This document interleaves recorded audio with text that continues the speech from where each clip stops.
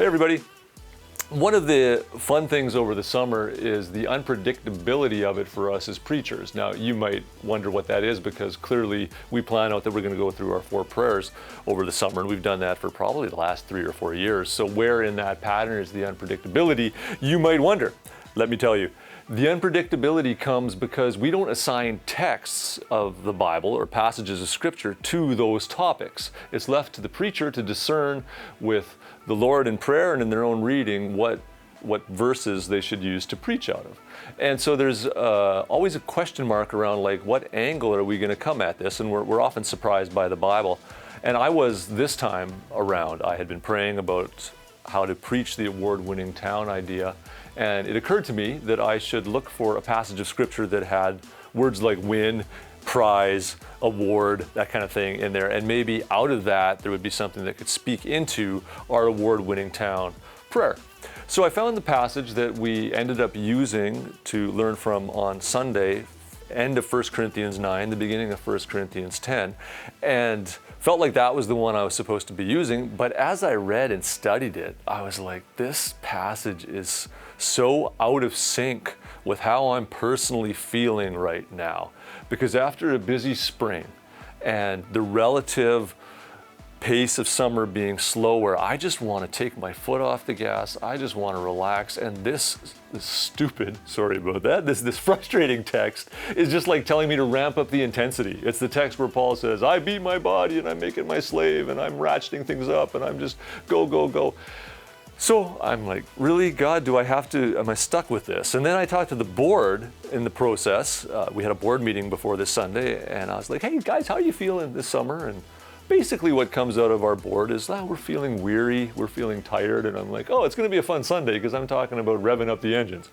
So my question was, what is in this text that actually fits how we're feeling right now? That was my question. My light bulb came as I unpacked the text and I saw that, yes, Paul is talking about intensity and real focused. He doesn't want us to be aimless or drifting. He knows that when we're lax or complacent, bad things happen. But intensity in this text doesn't actually mean doing more. It actually means doing less. He's talking about the kind of intense focus that isn't necessarily your pace picking up, but your intentionality picking up, where I'm so intense and focused that I'm no longer doing these 2 or 3 things. That feels like a much lighter burden for me because part of my longing is for like simplicity and quiet. And so if I come across a passage of the Bible that says, here's permission and here's guidance for what you can get rid of that will simplify things and help you be a more effective Christian, I mean, what a gift. So that was my light bulb moment. My conviction coming out of the text is that of the 4 things Paul gives us to get rid of, probably the one that I need to focus on, or at least the one that was most intriguing to me, was grumbling. He talks about idolatry, he talks about adultery, like cheating on your spouse. He talks about testing Christ and seeing how far you can go with things. And we're like, yeah, I can see how those would keep you from being an effective Christian. But the grumbling one can sneak in. It can sneak in even if you're not careful in how you pray together later at Housechurch. You maybe are hiding a complaint in your prayer. But Paul says, be vigilant about grumbling. And I really want to be, because my conviction is that when you have grumbling or lack of gratitude in your life, it really hampers you from getting to know Christ.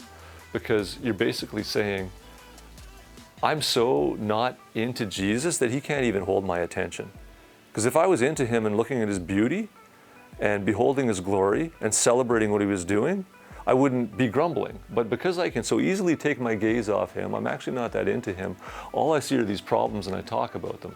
So it's not just that grumbling is like an annoying habit. It is actually really detrimental to your life with Christ and your witness. Because the world around you is looking and going, well, that person can't be that excited about who Jesus is or what Jesus is doing because all they do is complain all the time.